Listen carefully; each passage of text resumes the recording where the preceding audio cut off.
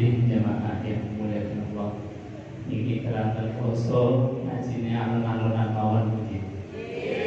Sing penting mudah-mudahan pinaringan ilmu ingkang manfaat, ilmu ingkang barokah, ilmu ingkang dadosaken perubahan ingkang langkung sae. Amin Allahumma amin. Iki saderenge kula ngaos kersane Kanjeng Nabi derek-derek hadir dandani ati kula lan panjenengan sedaya ingkang kathah penyakite, ingkang kathah rezeki.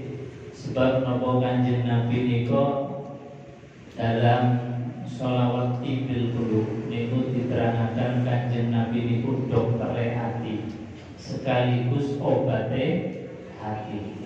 Makanya sebelum ngaji mari kita hadirkan Kanjeng Nabi teng manah kula lan panjenengan sedaya kita sareng-sareng sholawat bil qulub. Monggo Allahumma sholli ala Muhammad.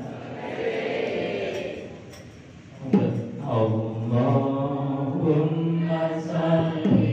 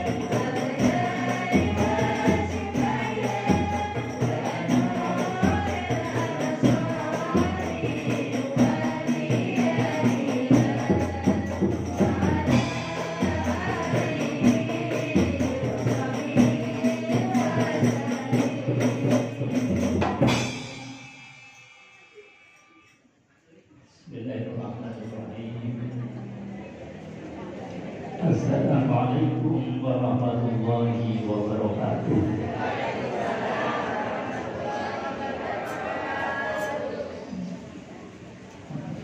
Bismillah, alhamdulillah nahmaduhu wa nasta'inuhu wa nasta'inuhu wa nastaghfiruhu wa na'udzu billahi min shururi anfusina wa sayyiati a'malina may yahdihillahu fala mudilla lahu wa may yudlil fala hadiya lahu. Rabbi shrah li sadri wa yassir li amri wa hlul 'uqdatam min lisani yafqahu qawli. Qala Allah ta'ala fi kitabihi karim wa huwa asdaqul qailin. A'udzu billahi samil 'alim minasy syaithanir rajim. Bismillahirrahmanirrahim. Ya ayyuhalladzina amanu taqullaha haqqa tuqatih wa la tamutunna illa wa antum muslimun. Shadaqallahul azim wa shadaqa rasuluhul karim wa nahnu ala dzalika minasyahidin walhamdulillahi rabbil alamin. Hadratan karam para alim para ulama wabil khusus panjenenganipun Romo Yai Ishaq selaku Ketua Takmir Masjid Al Hidayat beserta jajaran pengurusnya, ingkang kawula hormati sedaya ustaz ustazah, para sesepuh, bini sepuh, bapak ibu, anak-anakku sekalian yang hadir di majelis yang mulia ini. Tidak ada kalimat yang patut kita ucapkan kecuali kalimat matur suwun, terima kasih kepada Allah Subhanahu wa taala, kelayan kalimat alhamdulillahirabbil alamin. Kedua kalinya salawat dan salam kita haturkan kehadiran baginda Nabi besar Muhammad sallallahu alaihi wasallam. Muhammad sallallahu alaihi wasallam. Muhammad sallallahu alaihi wasallam. Yang kita harapkan syafaatnya, yang sore hari ini kita berusaha pengen mendapatkan wirasatul anbiya, warisannya beliau Kanjeng Nabi. Insya Allah kalau kita hadir di majelis ini, semuanya nanti dapat warisannya Kanjeng Nabi. Purun apa boten Bu? Insya Allah wangsul saking pengawasan ini tetap gawa cincingan warisannya Kanjeng Nabi sedaya. Amin Allahumma amin.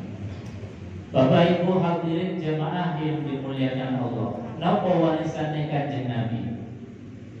Warisannya Kanjeng Nabi itu adalah sebagaimana disampaikan di dalam sebuah hadis. Taraktu fikum amrayn in tamassaktum bihima lan tadillu abada, kitabullah wa sunnatur rasuli. Kata beliau Kanjeng Nabi Muhammad, taraktu fikum, saya tinggalkan untuk kalian dua perkara. Kalau kita mengambil dua perkara ini, kata baginda Rasulullah Sallallahu Alaihi Wasallam, lan tadillu abada, pasti tidak akan tersesat untuk selama-lamanya. Apa warisan Rasulullah Sallallahu Alaihi Wasallam? Kitabullah wa sunnatur rasuli, Al-Quranul Karim, dan juga sunnah baginda Rasulullah Sallallahu Alaihi Wasallam.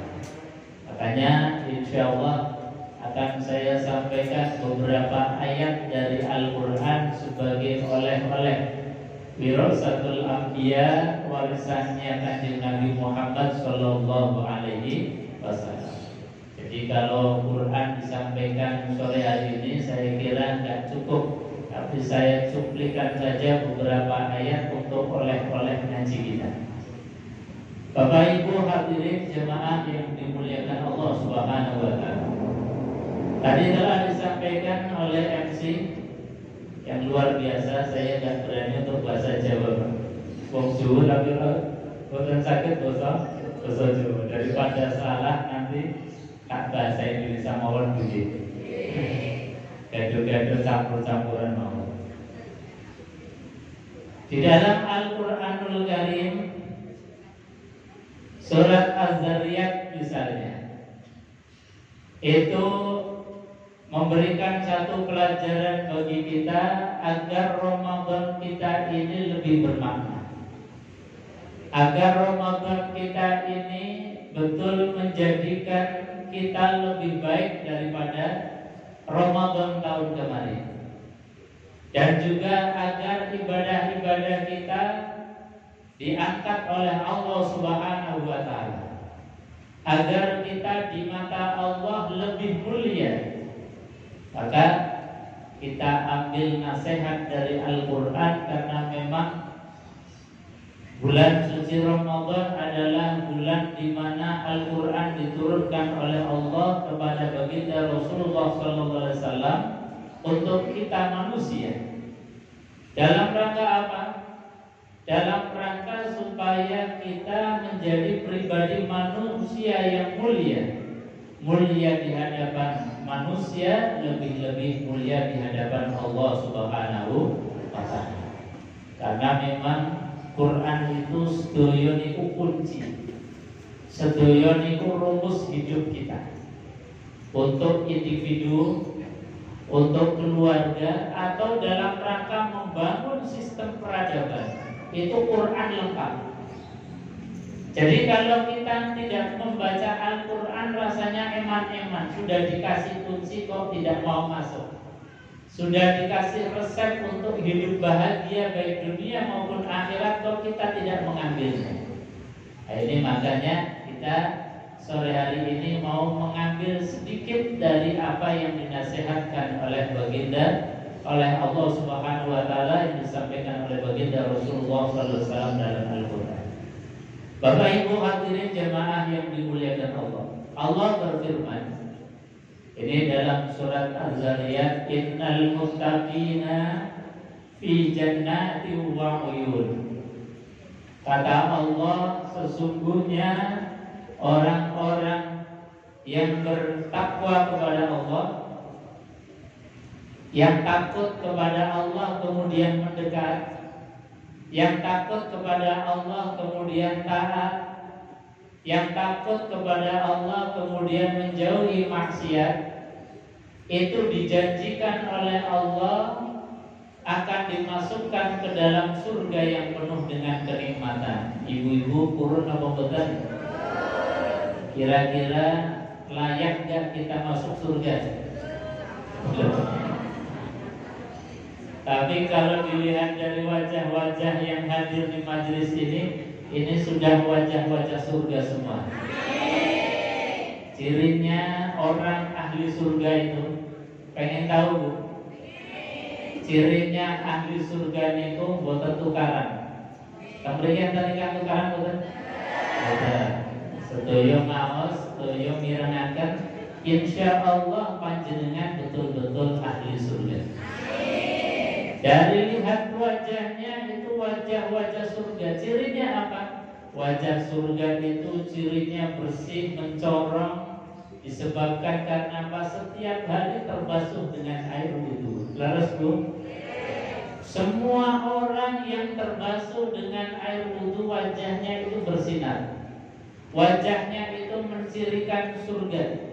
Makanya nanti di akhirat malaikat itu gak susah-susah. Cirinya orang yang menjadi umatnya Rasulullah, oh wajahnya bersinar. Ini berarti umat Rasulullah. Wajahnya gelap berarti ahli maksiat. Wajahnya ada nurnya berarti ini ahli surga. Gampang malaikat memilih. Insyaallah kalau kita bisa menjaga kualitas ahli surga kita sampai akhir kita diwafatkan dalam keadaan husnul khatimah. Kata Allah, innal muttaqina, sesungguhnya orang yang bertakwa akan dijanjikan oleh Allah dimasukkan ke dalam surga yang penuh dengan kenikmatan. Di antara nikmatnya surga, kalau kita yang di Indonesia mungkin gak terlalu terasa, tapi Quran ini kan turunnya di Arab. Di Arab yang orang itu jarang melihat air, apalagi sungai yang mengalir. Yang sudah pernah haji atau umroh, mungkin ketika di sana tidak pernah sekalipun lihat sungai di Arab. Makanya ketika Quran itu turun, yang diiming-imingi orang Arab itu dengan surga itu gambarannya di bawahnya ada sungai-sungai. Kalau orang Semarang diiming-imingi itu nggak ngefek kayaknya. Kayaknya apa? Bawah itu sudah ada sungai yang mengalir. Berarti kita ini sejatinya sudah berada di surga. Banjir Bu. Jadi kalau iming-iming ini turunnya Quran di Indonesia, turunnya Quran di Banyuwangi, kayaknya nggak efek. Makanya ketika Quran itu turun di Arab yang tidak ada sungai yang mengalir, gambarannya sungai kata Allah, sungai itu apa? Gambarannya surga itu adalah di dalamnya ada sungai-sungai yang mengalir. Sehingga apa? Supaya menarik mereka agar menjadi orang yang bertakwa. Tapi kita yang hidup di Indonesia, yang betul-betul sudah berada di surga, nyatanya rumah kita bawahnya sudah ada sungai yang mengalir. Kok sampai tidak bertakwa? Itu dalam bahasanya Bang Haji Romahir Lama, terlalu. Apa Bu? Kalau ada orang yang hidup di Indonesia yang rumahnya di bawahnya mengalir sungai-sungai, kita sudah berada di surga, kok tidak bertakwa, namanya enten Bu. Boleh apa?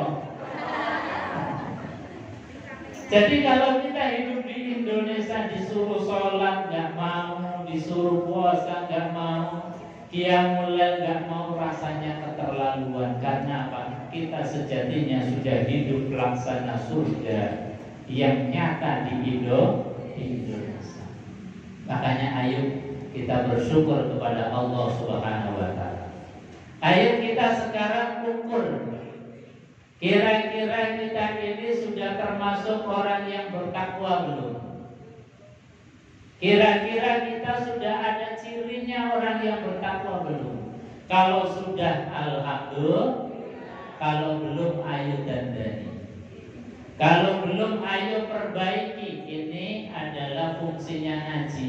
Ngaji itu yang belum tahu biar tambah tahu, yang sudah tahu tambah tahu, terus kemudian dilakukan, dilaksanakan. Yang belum istiqomah, kita istiqomah. Itu namanya ngaji.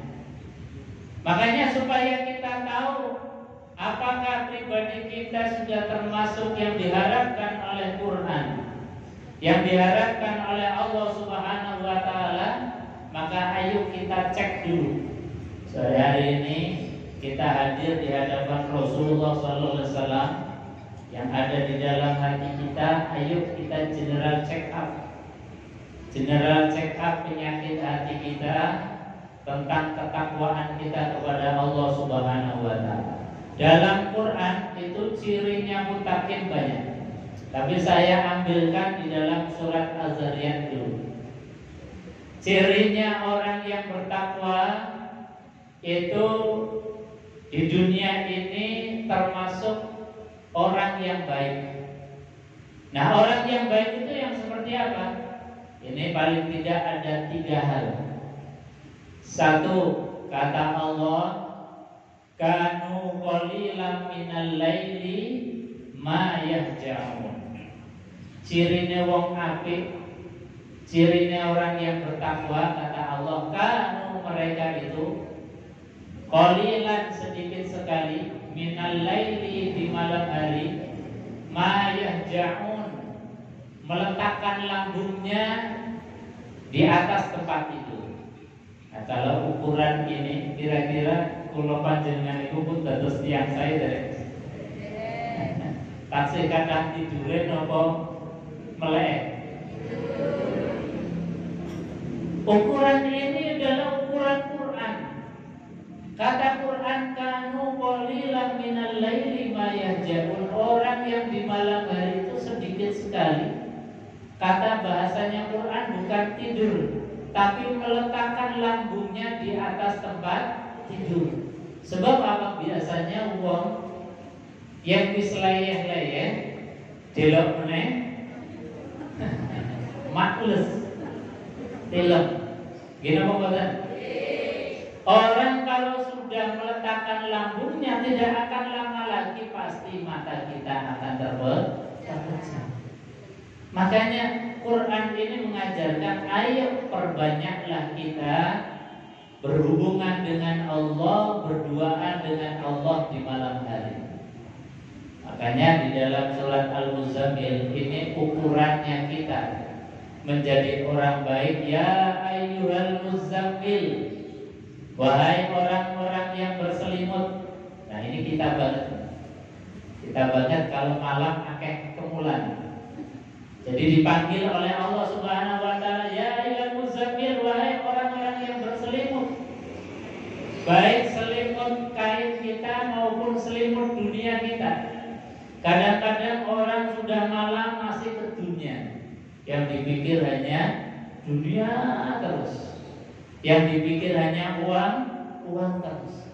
Makanya Allah itu sejatinya rindu kepada kita. Dipanggil oleh Allah, ya ayyuhal muzammil, wahai orang-orang yang berselimut. Qumil laila, bangunlah di malam hari, illa qalila, kecuali sedikit saja.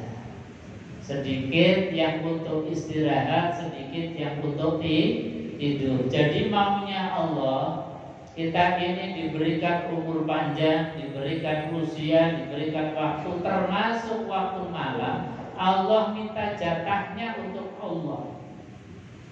Misalnya malam 8 jam. Kata Quran, nisfahu, minimal 50-50, separuh untuk Allah karena yang telah memberikan nikmat kepada kita. Separuh lagi untuk kita, untuk istirahat, untuk tidur. Jadi ini sudah sangat-sangat baik Allah. Allah nggak minta semua waktu untuk Allah, tidak. Tapi juga Allah minta sebagian saja deh, separuh untuk Allah, separuh untuk kalian, untuk istirahat. Nah, separuh untuk Allah saja kadang-kadang kita masih ya Allah luar biasa. Tapi kalau pengen lebih baik, auzid alaih, tambahkan yang banyak untuk Allah, yang haknya kita sedikitkan. Tapi rasanya ya Allah luar biasa beratnya, angelnya luar biasa. Padahal yang ngasih umur ya Gusti Allah, yang ngasih nikmat ya Gusti Allah. Lah Gusti Allah minta waktu, sepil waktu dari kita saja, kok kita tetap gondeli rasa-rasanya, kemudian pengennya waktu malam hanya kita gunakan untuk diri kita sendiri. Nah, ini adalah Al-Quran. Makanya Nabi SAW orang yang paling kasih sayang terhadap kita, merasa melihat umatnya itu kalau disuruh untuk 50-50, separuh-separuh, itu rasanya juga masih berat. Kanjeng Nabi itu ngasih diskon ke kita. Kurun apa boten? Kurun apa boten, Pak? Diskonnya besar-besaran dari Rasulullah SAW. Kalau kita separuh malam tidak bisa qiyamul lail, Kanjeng Nabi kasih diskon besar-besaran. Besar-besarannya apa? Kata Rasulullah SAW, man shallal isya jama'atan wa man shallal subha jama'atan faka'annama ahyal lail kullu. Ini sudah diskon besar. Kata Nabi, barang siapa yang sholat isyanya jamaah, jamaahnya di masjid. Kemudian subuhnya jamaahnya di masjid. Maka orang yang bisa menjaga dua sholat dengan berjamaah, isyanya berjamaah, subuhnya berjamaah, faka'annama ahyal lail kulluhu, maka seakan-akan dia qiyamul lail semalam suntuk. Kita nggak pernah qiyamul lail semalam suntuk, tapi didiskon oleh Rasulullah. Kalau kita jaga sholat isyanya jamaah, subuhnya jamaah, meskipun malam kita tidur kita itu tetap ditulis sebagai orang yang dalam keadaan qiyamul lail. Nah, ini saja kadang-kadang masih ditawar, minta diskon lebih besar lagi. Sudah tidak ada diskon lagi, kata Rasulullah. Ini sudah big sale, diskon besar-besaran, diskon untuk Ramadan. Pokoknya habis-habisan ini, kata Rasulullah SAW. Makanya diskon besar ini jangan ditawar lagi. Ayo kita jaga sholat jamaahnya, maghrib jamaah, isya jamaah, subuh jamaah, insya Allah. Meskipun kita dalam keadaan malamnya tidur, kita dicatat sebagai orang yang qiyamul lail. Bapak Ibu hadirin jamaah yang dimuliakan Allah Subhanahu wa taala. Itu yang pertama. Jadi kalau kita sudah menyedikitkan tidur kita di malam hari, yang dibanyaki adalah silaturahim dengan Allah Subhanahu wa taala, insya Allah kita sudah termasuk orang yang disebut oleh Quran minal muhsinin, termasuk orang yang baik. Minal muttaqin, termasuk orang yang bertakwa. Nah, kalau kita itu belum seperti itu, ayo dan dandani. Kita niat, kita berazam, kita berkeinginan untuk seperti apa yang diarahkan oleh baginda Rasulullah. Syukur-syukur seperti yang disampaikan oleh Al-Quran. Yang kedua, orang baik itu cirinya wabil ashari hum yastaghfirun. Kata Al-Quran, cirinya orang baik itu bukan yang tidak punya salah, bukan yang tidak punya dosa. Ada nggak ibu-ibu yang di sini yang nggak punya salah? Saya mau jadi pembantunya. Saya yakin tidak ada orang yang hadir di majelis ini yang tidak punya salah, yang tidak punya dosa, besar atau kecil, semuanya punya. Dan memang orang baik itu bukan orang yang tidak punya dosa. Orang yang baik, kata Rasulullah SAW, adalah orang yang ketika dia salah, dia dosa, kemudian punya kesadaran tentang salah dan dosanya. Sudah dia salah, kemudian cari pembenaran. Nah, ini bahaya. Sudah salah, ngakunya benar. Pokoknya kalau salah, akui salah. Gentleman, itu hebat. Kalau kita salah, akui saja salah. Kemudian nanti di waktu sahur, di ujung malam, kita beristighfar kepada Allah Subhanahu wa ta'ala. Jadi wabil ashari hum yastaghfirun itu maknanya adalah orang yang baik adalah orang yang punya kesadaran ketika dia salah, kemudian minta ampun, minta maaf kepada Allah Subhanahu wa ta'ala. Tiap hari kita punya salah, nanti di penghujung akhir malam kita istighfar kepada Allah, minta ampun kepada Allah Subhanahu wa ta'ala. Astaghfirullah Rabbal baraya, astaghfirullah minal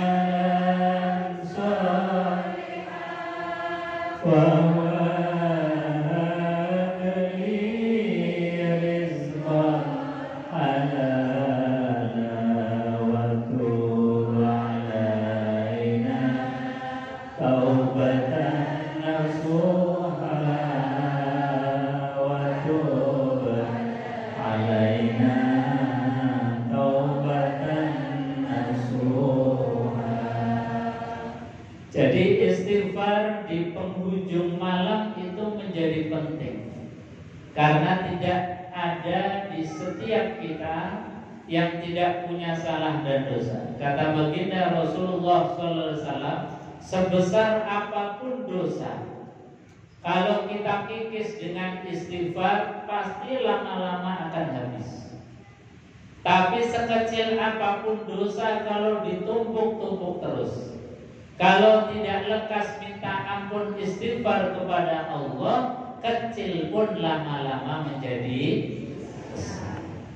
Baginda Rasulullah mengatakan la shaghair ma'al istimrar. Gak ada dosa kecil yang ditumpuk-tumpuk terus. Istighfarnya nanti disatukan pas Ramadan misalnya, gak baik. Dosa kecil ditumpuk-tumpuk terus pasti jadi besar.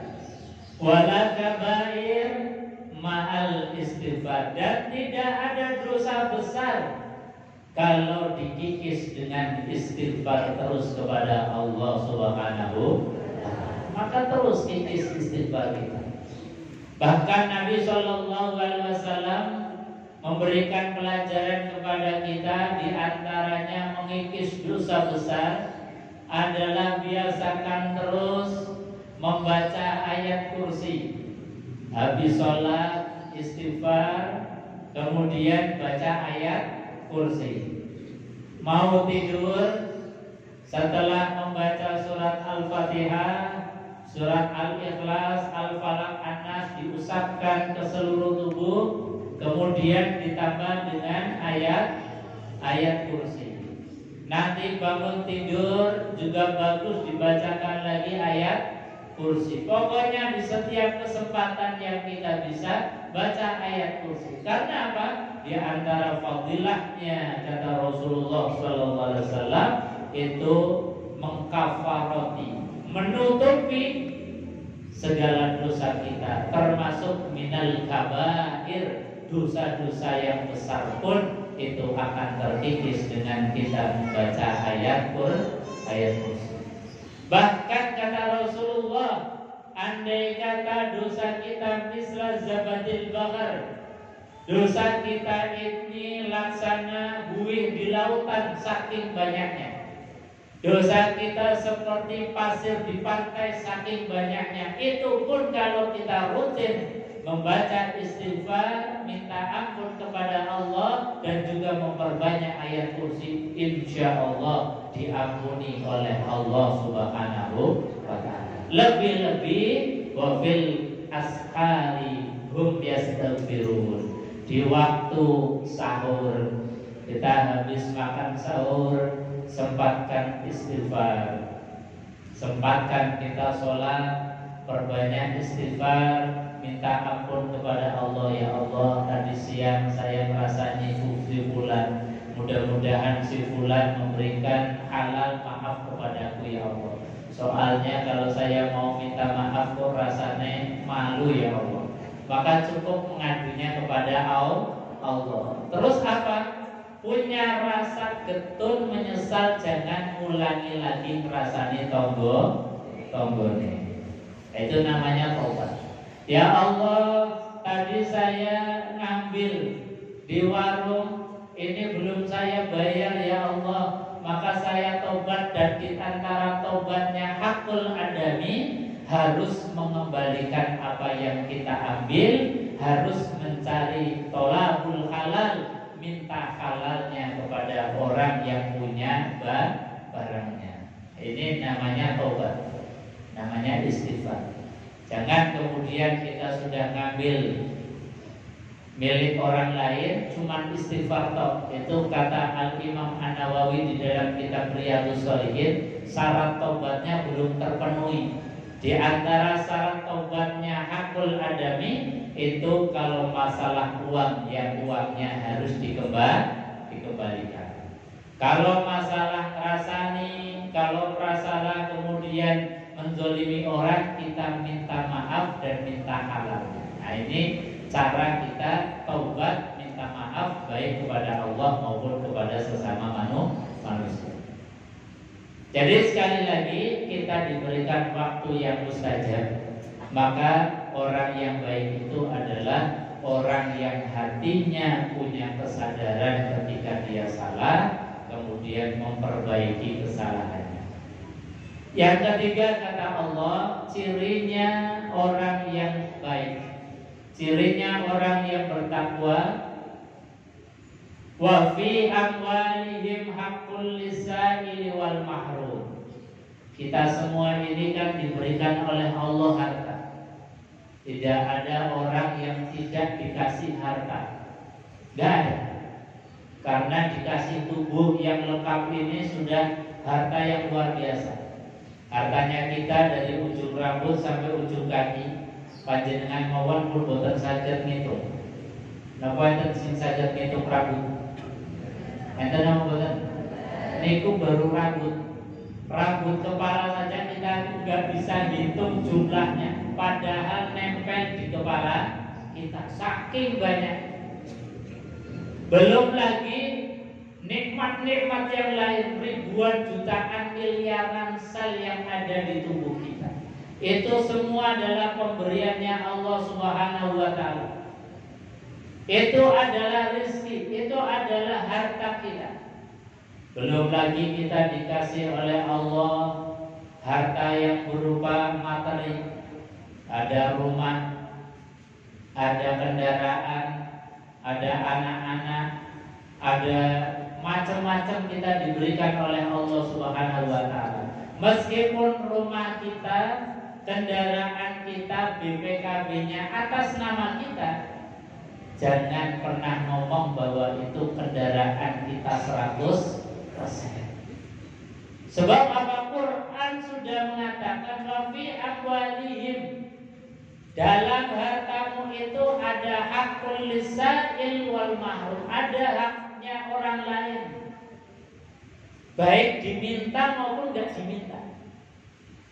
Sa'il wal mahrum. Sa'il itu orang yang meminta. Mahrum itu orang yang gak meminta. Jadi ada hak terhadap harta kita, ada hak terhadap mata kita. Jadi jangan pernah mengatakan ini kan mata-mataku sendiri, mau melihat apa saja terserah aku, meh melotot, meh mendelik, meh terserah aku. Nah, ini namanya orang yang tahu Al-Quran. Kalau orang yang tahu Quran, itu pasti ketika kita diberikan maka oleh Allah ada haknya orang lain. Artinya apa? Pandanglah orang yang ada di depan kita dengan pandangan penuh kasih sayang. Jangan pandangan yang sinis. Enten pandangan sinis betul? Enten. Ada pandangan bengis, ada pandangan memvonis, seolah-olah yang di depan kita sudah nyata-nyata salah. Itu namanya pandangan memvonis. Jangan pernah kita memandang orang yang di depan kita kecuali kita pandang dengan memberikan haknya orang yang ada di depan kita. Pandangannya haruslah menyejukkan, enak dipandang. Pandangan yang menyejukkan itu adalah cirinya orang yang memandang kita rasanya senang, gak bosan. Ini namanya orang yang sudah diberikan haknya atas mata kita. Ketika kita diberikan lisan oleh Allah Subhanahu wa Ta'ala, jangan pernah ngomong ini kan cangkem-cangkemku dewi, meh ngomong apa terserah aku. Ada nggak orang yang ngomong gitu? Enten, ngomongin apa? Jadi kita kadang-kadang yang mendengar ada orang meh ngomong apa terserah aku toh. Wong mulut-mulutku dhewe, cangkem-cangkemku dhewe. Enggak boleh begitu.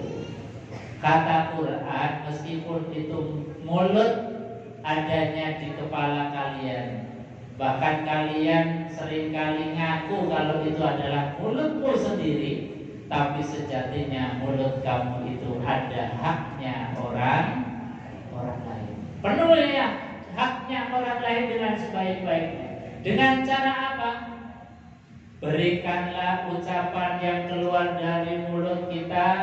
Jangan pernah menjadikan telinganya orang lain itu merah. Jangan pernah menjadikan orang lain hatinya dongkol karena lisan kita. Jangan pernah kemudian mulut kita mencaci, memaki, zalim terhadap orang lain. Jangan pernah. Sekali lagi jangan pernah. Kenapa? Karena rumusnya Quran. Sekali lagi Quran itu luar biasa, Pak. Quran itu rumus hidup betul bagi kita. Kata Al-Quran, in ahsantum li anfusikum. Kalau kalian itu baik, ucapannya baik, pembicaraannya baik, ngomongnya baik, itu kebaikannya bukan untuk siapa-siapa. Gak usah khawatir. Kebaikannya bukan untuk orang yang mendengar ucapan kita, enggak. Meskipun mungkin ada kebaikannya juga untuk orang lain, tetapi sejatinya kebaikan itu pasti akan balik kepada kita yang mengucapkan.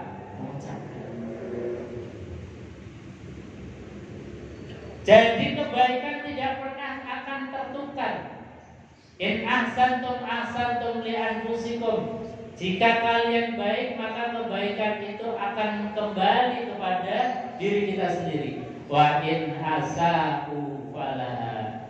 Pun demikian ketika kita berbicara jelek, kejelekannya pun tidak akan merugikan siapa-siapa.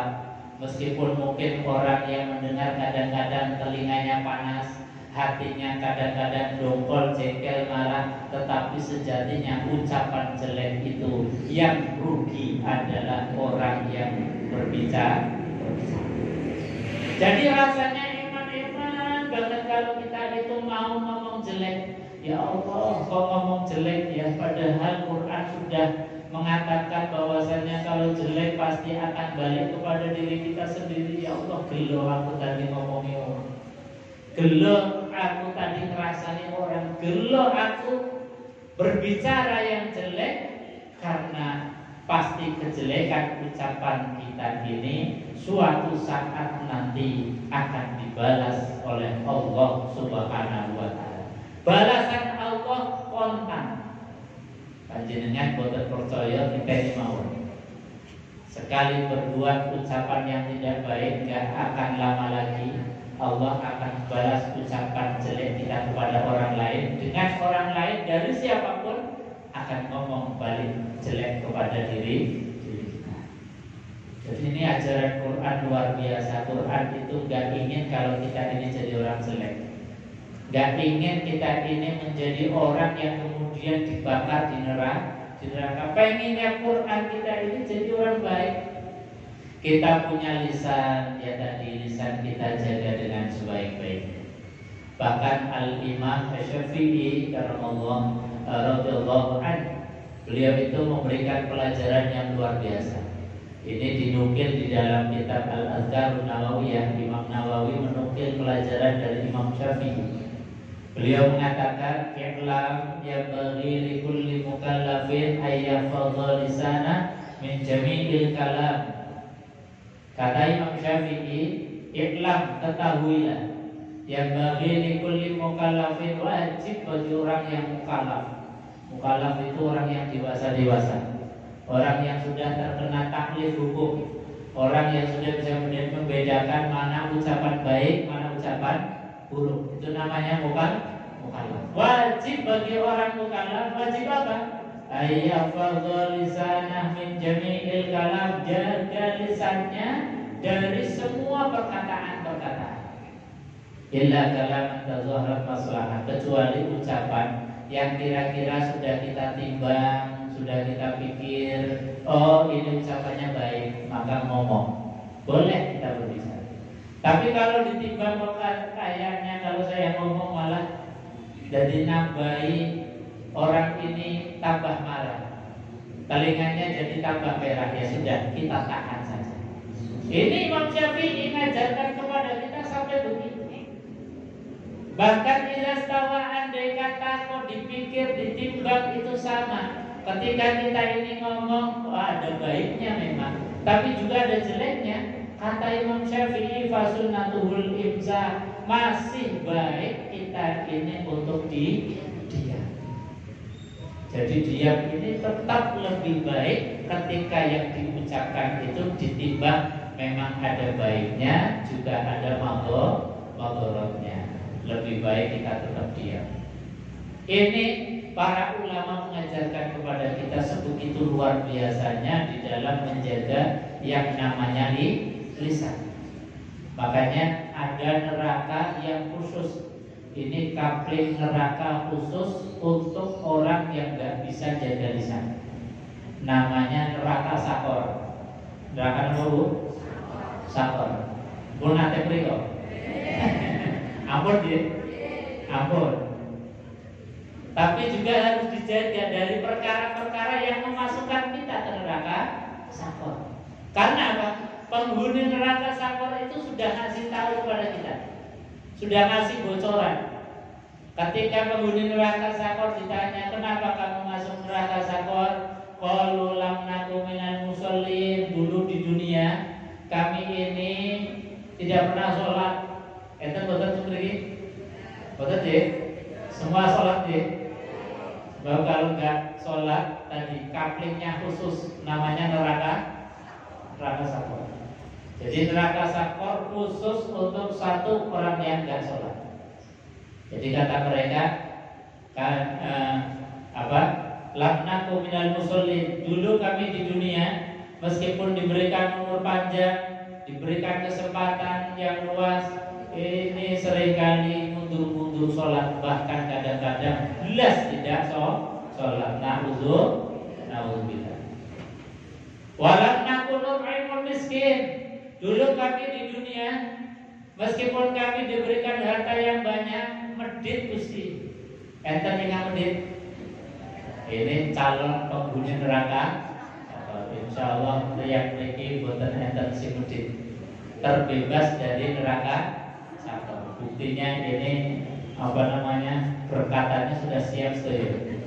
Jadi kata penghuni neraka sakor, lam naku nut'imul miskin. Kami dulu di dunia nggak pernah ngasih makan orang miskin.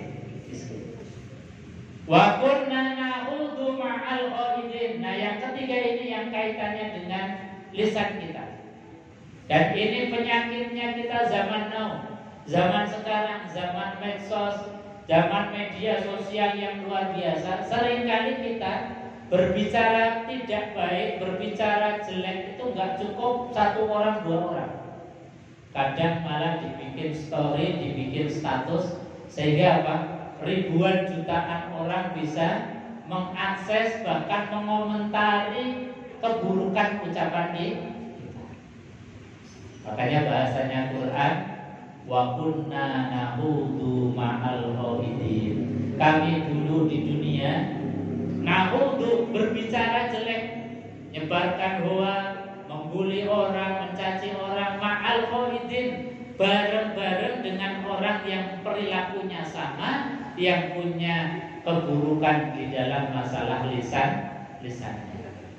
Makanya Bapak Ibu hadirin jamaah yang dimuliakan Allah, kita ini dibimbing oleh Quran, ayo jadi orang baik kata Quran. Dengan cara apa? Wa fi amwalihim haqqul lisail wal mahrum. Ketahuilah bahwasanya harta yang aku berikan kepada kalian, ketahuilah bahwasanya ada haknya orang lain. Makanya kita punya rumah jangan ditutup terus rumah kita. Ya kadang-kadang tetangga mau main ke tempat kita untuk rapat RT, untuk pengajian, nah itu namanya hakul lisail wal mahrum. Kita punya kendaraan, tetangga kita butuh untuk diantar ke rumah sakit, kita antar dengan kendaraan kita, dengan mobil kita. Berarti kita sudah memberikan haknya harta mobil kita kepada orang lain. Kita punya mata, pandanglah dengan pandangan kasih sayang. Kita punya mulut, ucapkanlah ucapan yang baik. Syukur-syukur lisan kita memberikan haknya orang lain dengan doa kita. Meskipun kita mungkin dizolimi oleh orang itu, meskipun kita dizolimi, disakiti oleh orang itu, tapi yang keluar adalah doa. Ini adalah sudah puncak daripada puncak kebaikan. Sebagaimana baginda Rasulullah SAW di Taif, didolimi, dilempari dengan batu sampai berdarah-darah. Nabi SAW tidak membalas dengan lemparan batu, tidak membalas dengan cacian, tapi balasannya Rasulullah yang keluar dengan lisan mulianya Rasulullah, yang keluar dari mulut mulianya Rasulullah, Allahumma hdi qaumi fa innahum la ya'lamun. Ya Allah, mereka itu melempari saya sejatinya memang gak tahu. Ya Allah, mereka menzalimi aku itu sejatinya memang karena ketidaktahuan, kebodohan. Maka ya Allah, berikan hidayah kepada dia.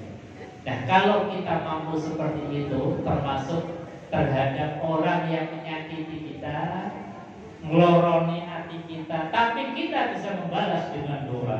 Ini tingkatannya sudah tingkatan para nabi dan para rasul. Bapak Ibu hadirin jamaah yang dimuliakan Allah Subhanahu wa taala, saya kira itu oleh-oleh dari Al-Qur'an. Mudah-mudahan harapannya kita menjadi orang baik, harapannya kita menjadi orang yang bertakwa dalam kacamata pandangan Al-Quran, dalam kacamata Allah Subhanahu wa ta'ala. Bapak Ibu hadirin jamaah yang dimuliakan Allah, saya kira itu mungkin sebelum ditutup ada yang mau ditanyakan atau silakan. Jadi monggo